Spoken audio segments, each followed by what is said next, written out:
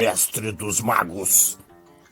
O professor Job Lima apresenta os conjuntos numéricos e suas operações. Oi, tudo bem? Aqui estou eu. Mestre dos Magos, você vai ensinar hoje para nós.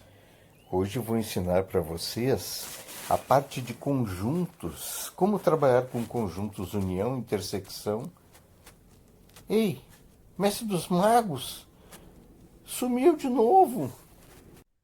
O meu nome, como vocês já sabem, é professor Sérgio Moacir Job Lima, mais conhecido como Mestre dos Magos. O episódio de hoje é os conjuntos numéricos e suas operações. É conjuntos numéricos. Muito bem. Primeiro, a gente precisa saber o que é esses conjuntos numéricos, né? Pessoal, se a gente for pensar, né, lá do início, das pessoas que começaram a trabalhar com ferramentas que as pessoas utilizavam para as coisas do momento, né? Então, os números naturais, que são os primeiros números representados pela letra I. Como vou contar essas ovelhas? E agora? Campo, e aí ele queria saber a quantidade de ovelhas, ele contava com pedrinhas. Então, tinha que ter uma forma de representação. E aí foram criados os números, né? Então, os números naturais, como a palavra já diz, são naturais.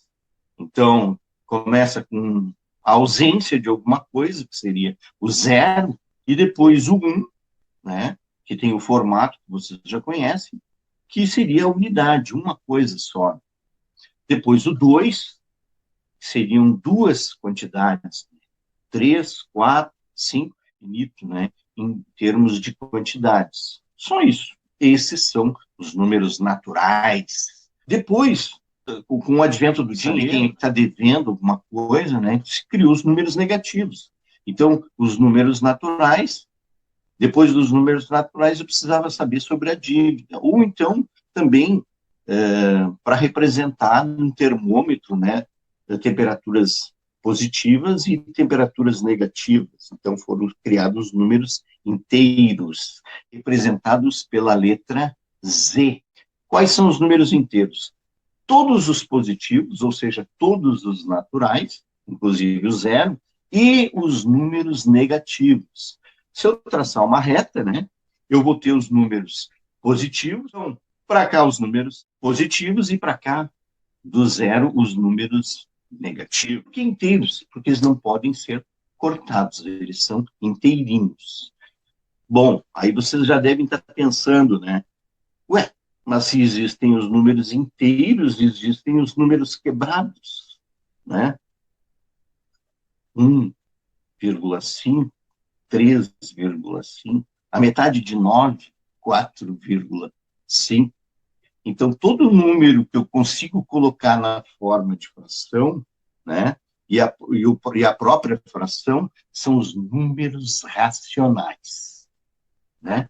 O número inteiro, ele também é um número racional, porque eu consigo colocar ele na forma de fração. Por exemplo, o número 3, né? 9 terços, 12 dividido por 4, 12 quartos. O que é 12 quartos? É a representação do número 3. Então, todo número que eu consigo colocar na forma de fração é um número racional. E a representação gráfica de um número racional é o símbolo Q de quociente, tá? Então, Q é número racional, tá? São todos os números que eu consigo colocar na forma de fração. Então, eu já tenho os números naturais, são aqueles do zero ao infinito, positivos. Os números inteiros, o que são os números inteiros? Eles não podem ser quebrados, mas eles podem ser negativos. Então, positivo e negativo. 0, 1, 2, 3, 4, 5, 6, até o infinito positivo, e 0, menos 1, menos 2, menos 3, menos 4, até o infinito negativo. Tá? Isso aí são os números inteiros. E o conjunto dos números racionais, representado pela letra Q, são todos esses números, inclusive os naturais, os inteiros, só que eles são números que eu consigo dividir eles. Então, todos os números que eu consigo colocar na forma de fração, ele é um número racional, tá? Então, estou falando de todos os conjuntos numéricos para vocês. Depois, a gente tem os números irracionais. Os números naturais foram criados, né? Aí depois foram criados os números negativos porque haviam problemas lá de temperatura positiva e temperatura negativa. Depois foram criados, como tinha inteiro, eu precisava ter números que fossem quebrados. Então, os números racionais. Entenderam isso? Depois dos números racionais, né, nós temos os números irracionais. São aqueles que eu não consigo colocar na forma de fração. Professor, que números são esses? Raiz de 2, o número π. Quem nunca ouviu falar no número π, né? 3,14, 15 e assim por diante, não tem fim, ou seja, eu não consigo colocar ele na forma de fração, tá? Algumas raízes, né, raiz de 2, raiz de 3, raiz de 5 e assim por diante, o número π, né, e vários outros números, né, que eu não consigo colocar na forma de fração. E esses são os números irracionais representados pela letra I. E os números irracionais são números à parte, tá? Não estão vinculados aos outros conjuntos, dos números naturais, dos inteiros e dos racionais. Todas essas representações são representações de letras maiúsculas, de todos os conjuntos, né? Então, eu já fui para todos esses aí. Depois eu tenho os números reais. Quem são os números reais? Todos esses números.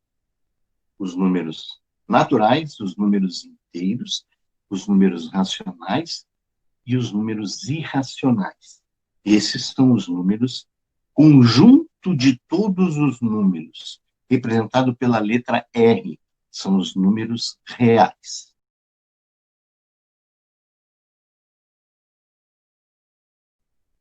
Vamos de novo. Naturais, todos os números positivos inteiros, que eu posso representar quantidades. Foi a primeira coisa que a gente viu. Representado pela letra N.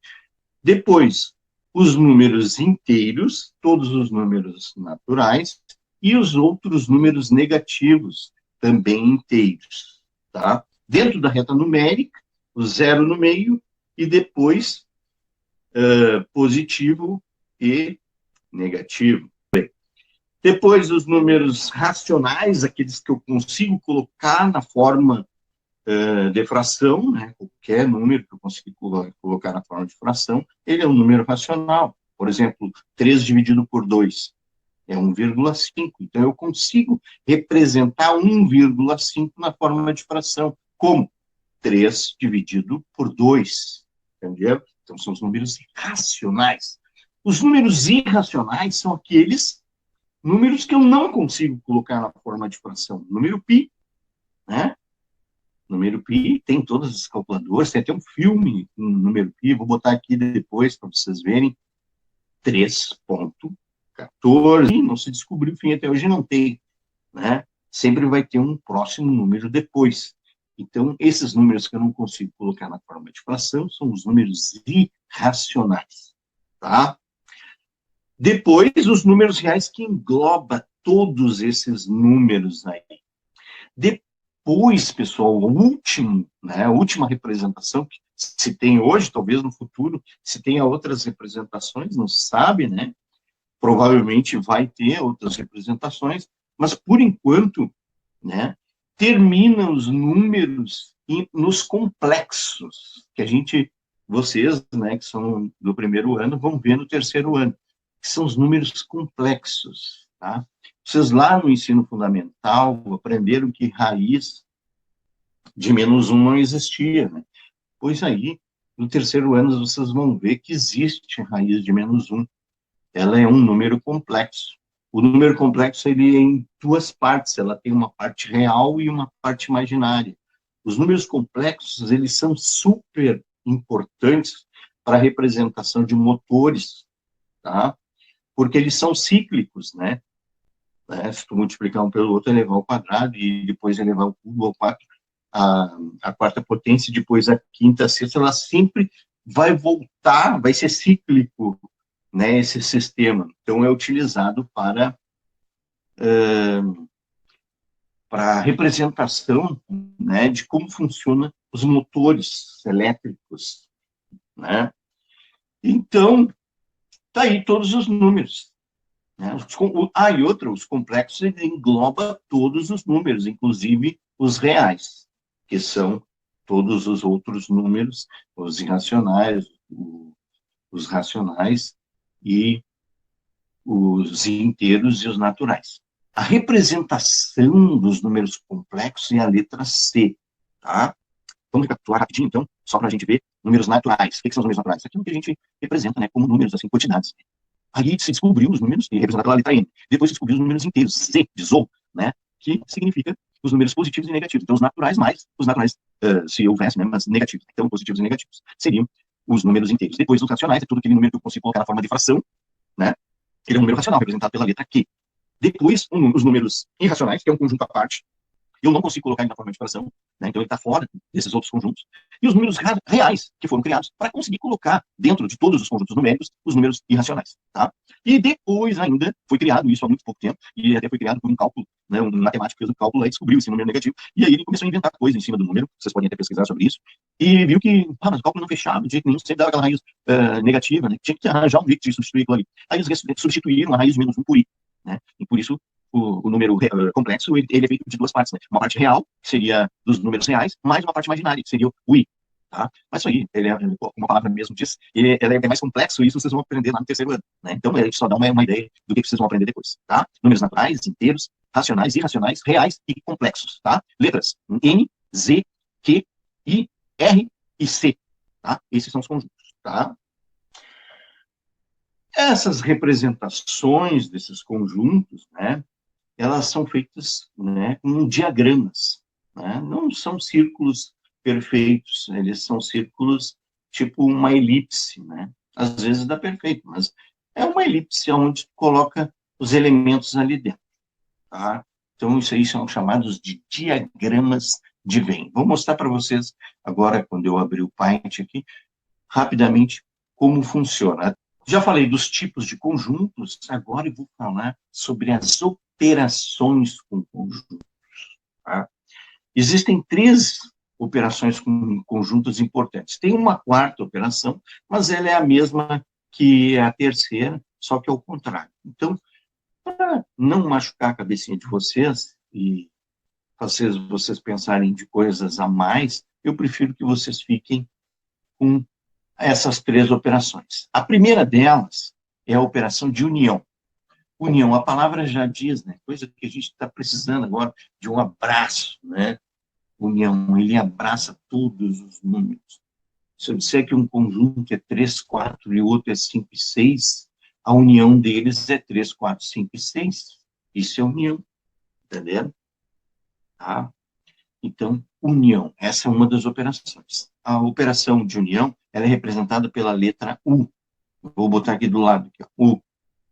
A representação, né, da intersecção, que é a outra operação, ela é um U virado, tá? É um U assim. Tá? Intersecção, assim. Um U virado. União, U normal. União, abraça. Intersecção, só os elementos que participam dos 2 conjuntos, tá?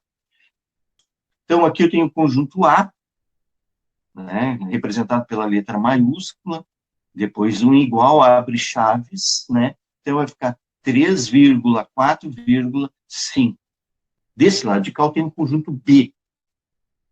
E o conjunto B, chaves, 5, 2 e 5. Tá? Fecha chaves. Tem esses 2 conjuntos. Qual é a intersecção desses 2 conjuntos? Né? Que é esse símbolo aqui. Qual é a intersecção entre A e B? É um elemento só. É um elemento que é comum aos 2 conjuntos. Que número é esse? Você já sabe, né? É o número 5. Entendeu? É o único elemento que faz parte dos 2 conjuntos. Então, a intersecção entre esses 2 conjuntos é o número 5. Tá? Então, já falei da união, já falei da intersecção, que é a representação, é esse símbolo virado aí. Agora eu vou falar para vocês da terceira operação, que seria a diferença. Tá? Por exemplo, vamos usar esse mesmo exemplo até o final, para a gente poder entender. Por exemplo, eu tenho o conjunto A aqui, 3, 4, 5. Tenho o meu conjunto B aqui, tá? 2 e 5. Eu quero a diferença A menos B. Eu quero a operação de diferença. A menos B. Eu tenho que tirar de A o que for o B.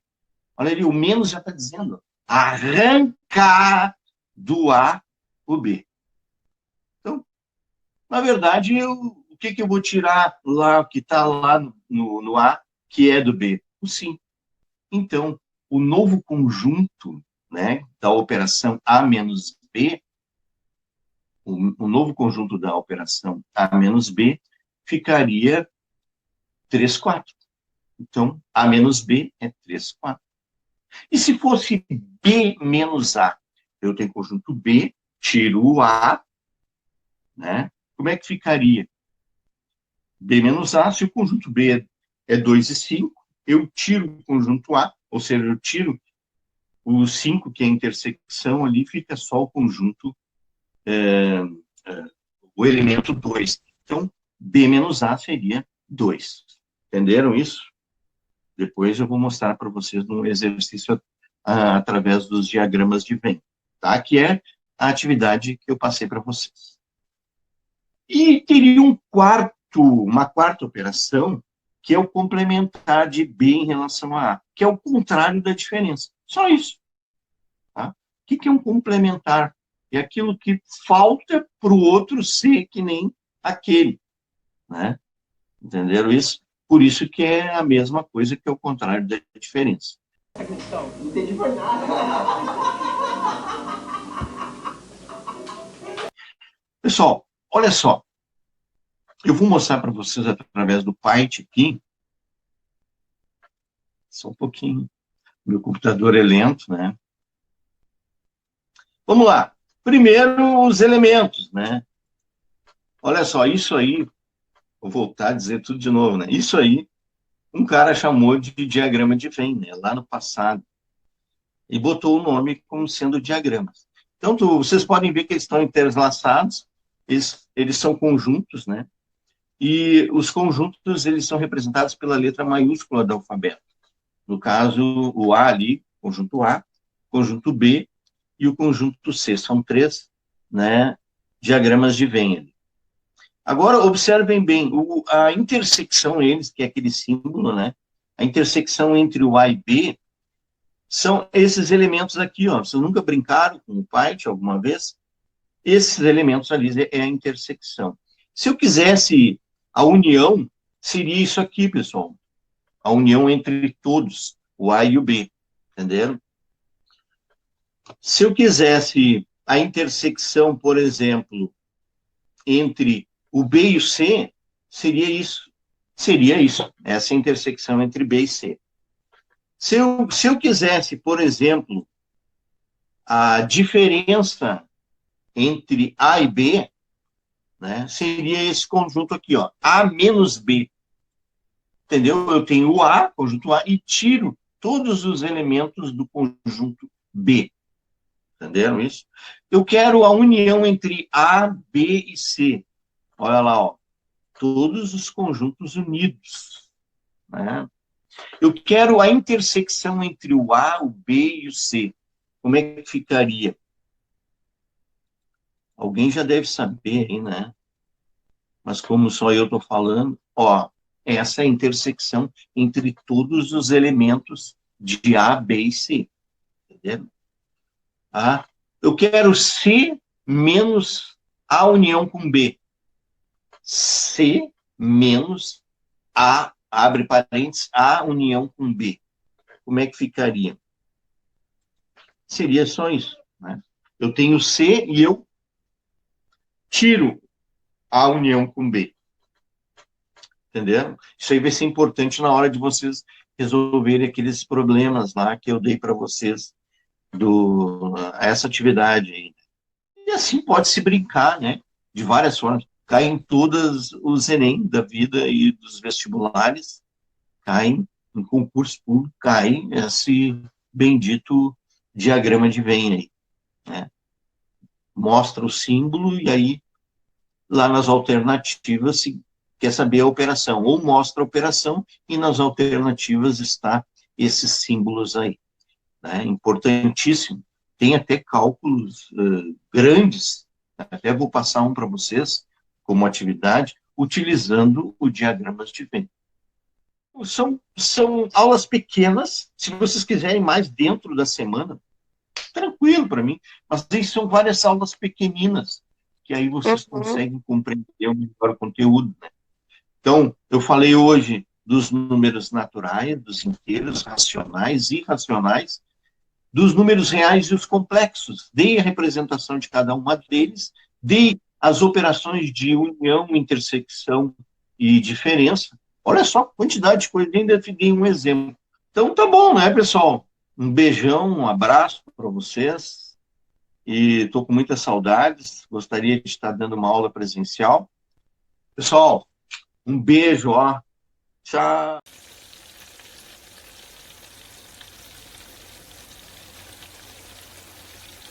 Tchau, pessoal. Mas eu queria dizer para vocês que a partir de agora as coisas não vão ficar as mesmas. Eu disse isso para outros alunos e vocês podem ter certeza disso, que a parte mais importante a gente nota, né, que é esse entrelaçamento entre as pessoas, né, que falta. Isso aí todos vocês estão sentindo e eu também. E então eu sinceramente acho, talvez eu estou fazendo assim um prognóstico para o ano que vem e para os outros anos. Eu vou dizer para vocês que o espaço mais importante da escola vai ser o recreio. Pode ter certeza disso. Sabe, esse envolvimento entre os alunos. E a gente vai deixar mais para o classroom e essas partes tecnológicas para a gente trabalhar o conteúdo. Eu acho que vai ser isso. Pode ter certeza disso. Esse congraçamento entre as pessoas é o que está faltando, né, nessa educação à distância. Mas é isso. Desculpe.